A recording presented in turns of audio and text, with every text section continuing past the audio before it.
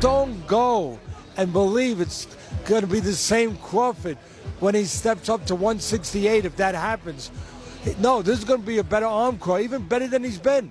This is going to be a Crawford that's now armed with that information, now armed with more confidence, now armed with the things that he needs in his mind to add. You hear Teddy Atlas speak with the kind of conviction that makes you stop and think twice about what's really at stake here. He doesn't just say Terrence Crawford has a chance. He says Crawford will stop Canelo.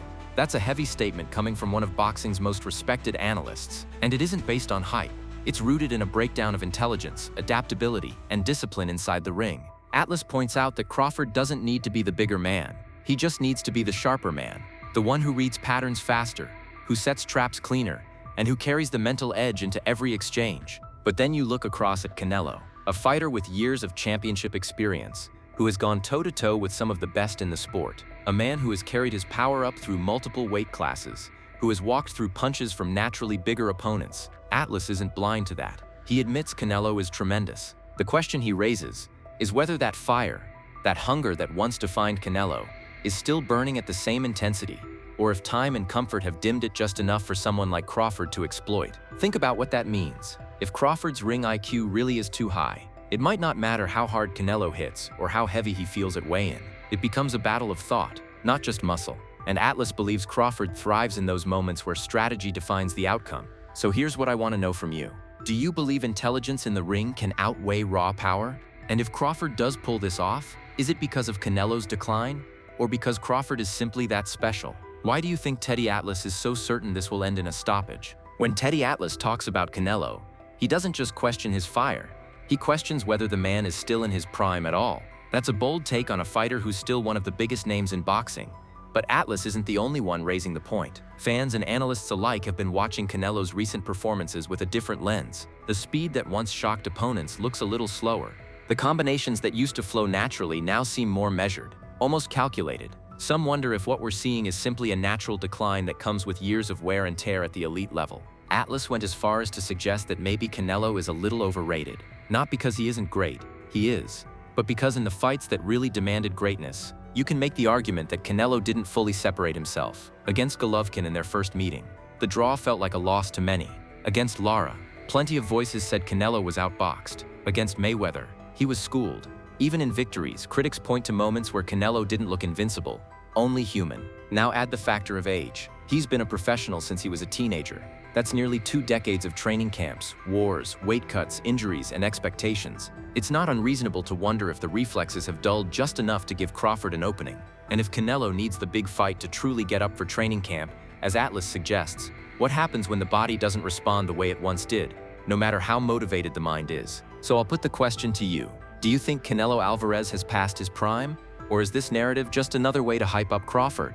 And if he is out of his prime, how much does that change your expectation of this fight's outcome? Does legacy protect him here? Or does I'm not going in there looking to knock Canelo out. Could it happen? Yes, absolutely. These big guys are slower. So they might catch him with something, but he might see it at the last moment. You know, they might catch him with a hard shot, but he's able to roll and turn with it. You know, because he's coming from a smaller weight class that was faster. When the conversation turns to Canelo Alvarez, the debate often shifts toward whether he is still in his prime. The fighter who once seemed unstoppable, moving up weight classes and dominating champions, no longer carries the same aura of invincibility.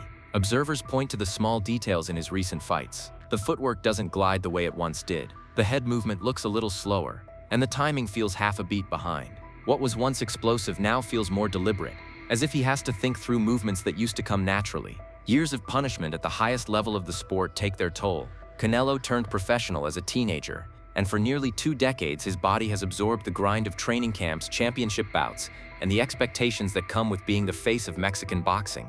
It is not just physical wear and tear. There is also the question of hunger. Fighters who have reached the top, earned generational wealth, and cemented their legacy sometimes struggle to find that same edge that pushed them to greatness in the first place. Critics point to key moments in his career where his dominance was tested. The close battles with Golovkin, the difficulties against Lara, the loss to Mayweather, and even more recent performances have given ammunition to those who believe Canelo may no longer be at his peak. While his resume is filled with victories, those razor-thin fights reveal vulnerabilities that grow harder to hide with age. This leaves an important question for anyone watching closely. Has Canelo genuinely slipped from his prime? Or are we simply holding him to a standard so high that even a minor dip feels like a decline? And if his body really is slowing down, how much does that tilt the scales in favor of a fighter like Crawford, who is still in the heart of his prime years? When the conversation shifts to Canelo's size advantage, the first instinct is to believe it will overwhelm Crawford. After all, Alvarez has fought comfortably at 168 and even 175 pounds, walking through the power of men who are naturally bigger. Crawford, on the other hand, only recently moved up from welterweight. On paper, the gap feels like a mismatch, but boxing has shown us countless times that size alone is not the deciding factor. The best recent example is Oleksandr Usyk. Moving up from cruiserweight, he stepped into the ring against heavyweights who towered over him, men like Anthony Joshua and Tyson Fury. The expectation was that sheer size and strength would be too much. Instead, Usyk's footwork, intelligence, and ring control dismantled them. He dictated pace, managed distance, and outthought fighters who were supposed to crush him. The lesson was clear. Skill and IQ can erase the weight of extra pounds. Terrence Crawford brings that same element to his fights. He is known for his ability to read opponents, adjust on the fly, and break down strategies mid-round. His timing, accuracy, and adaptability often make him look like he's a step ahead. Against Canelo, who thrives when opponents stand in front of him, Crawford's intelligence could allow him to turn size into an afterthought. Instead of engaging in a physical war, he can create a chess match where speed and decision-making matter more than mass. But the unknown still lingers. Will Crawford's brain truly be enough to offset Canelo's body? Can sharpness and tactical superiority wear down a man who has proven his durability against naturally larger fighters? Or does the weight eventually catch up, no matter how brilliant the mind behind the gloves may be? I think this kind of fights needs to be in Vegas. You know, this is not the same it will be in other place. I think Vegas is for these kind of fights, and being in the first time in the Legend Stadium for me is a history in my career, so I'm very glad to be involved in this. If there is one performance that cemented Terrence Crawford's reputation as one of the sharpest fighters of his generation, it was his dismantling of Errol Spence. That night, Crawford didn't just win, he made a fellow undefeated world champion look ordinary. The key wasn't brute force, it was timing. Every time Spence tried to come forward, Crawford was already there, landing first, landing cleaner, and landing with shots Spence never saw coming. Observers pointed out that Crawford's counters came with split-second precision. He didn't need to throw in volume.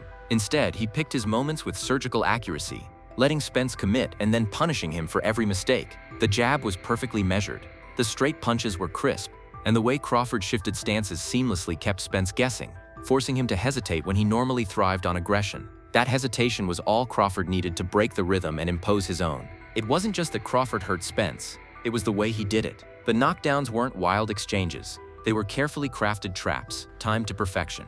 A half step back, a quick read of Spence's approach, and suddenly the punch landed flush. By the middle rounds, the fight no longer felt competitive. It felt like an elite technician pulling apart a fighter who had never experienced that kind of precision before. This is the version of Crawford that Teddy Atlas believes could overwhelm Canelo. Not the bigger man, not the harder puncher, but the sharper fighter who makes you pay for every misstep. Against a veteran like Alvarez, the question becomes whether that same timing can nullify experience and power. So think about this. Was Crawford's win over Spence proof that timing really does beat everything else in the sport? And if he could break down someone as fundamentally sound as Spence, what makes Canelo any different? Could Canelo's experience protect him, or would he fall into the same traps that Spence couldn't escape? One of the strongest arguments in favor of Canelo Alvarez is his durability. Throughout his career, he has stood in front of fighters who hit harder and carried more natural size than Terrence Crawford. Time and again, he has absorbed those shots and kept pressing forward. Sergey Kovalev was a full-fledged light heavyweight known for his punching power. Yet Canelo withstood his offense before delivering the knockout blow. Against Gennady Golovkin, a fighter who built his reputation on knockout strength, Canelo went the distance twice, standing in the pocket and trading without ever looking close to being stopped. This durability has become one of Canelo's defining traits. His chin has never betrayed him. Even when opponents landed their best punches, the Mexican star rarely flinched, instead walking through the fire to land his own counters. It is why fighters like Regis Prograis and Jose Vargas Jr. remain skeptical that Crawford, who isn't known as a one-punch knockout artist at higher weights, can truly hurt Canelo. They argue that timing and accuracy alone might not be enough against a fighter who has already proven he can withstand the bombs of larger, naturally stronger men. The contrast is clear. Crawford relies on precision, speed, and intelligence, while Canelo has proven he can endure punishment and remain dangerous deep into fights. That makes the matchup compelling, because the question isn't just whether Crawford can outbox Canelo, it's whether his shots will carry the kind of impact needed to keep Canelo honest. If Alvarez can walk through those punches without respect, his pressure and power could slowly wear Crawford down. So here's what you have to ask yourself. Can Crawford's timing and sharpness really break through a chin that has already passed tests against bigger, stronger fighters? Or will Canelo's durability make Crawford's offense look less threatening than it did against Spence? And if Crawford can't slow him down, how does he keep Canelo from imposing his will over 12 long rounds? At this point, it all comes down to you. If you had to put money on the table, who would you back in this fight? Canelo Alvarez or Terrence Crawford? And more importantly, why? Do you believe in the proven durability and size of Canelo, the man who has walked through the punches of bigger, stronger fighters and kept his dominance intact? Or do you lean toward Crawford, the fighter who just dismantled Errol Spence with timing so sharp it looked effortless, proving that skill and ring IQ can sometimes outweigh raw power? Think back on what we've gone over. We started with Teddy Atlas, who doesn't just believe Crawford can win, but that he can stop Canelo, pointing to the sharpness and intelligence Crawford brings into every exchange. Then we dug into the argument that maybe Canelo isn't the same fighter he once was, that the years of championship fights and the grind of nearly 2 decades at the top may have dulled some of his edge.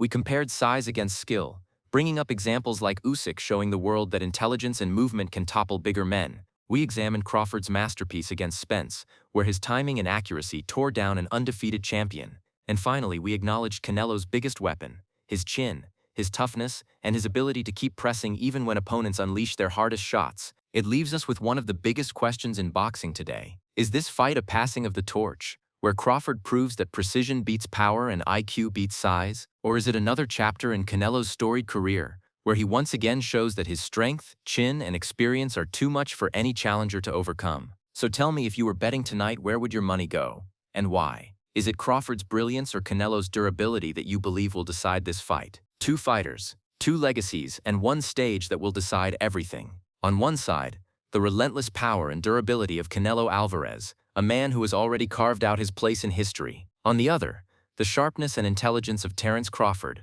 a fighter many now see as the best technician of this era. This is more than a fight. It's a clash of styles, a test of eras, and a moment where the winner could redefine how greatness is measured. So here's the final question for you. When that first bell rings, whose story are you betting gets written? The veteran champion proving his strength once again, or the cerebral tactician outsmarting the odds under the brightest lights?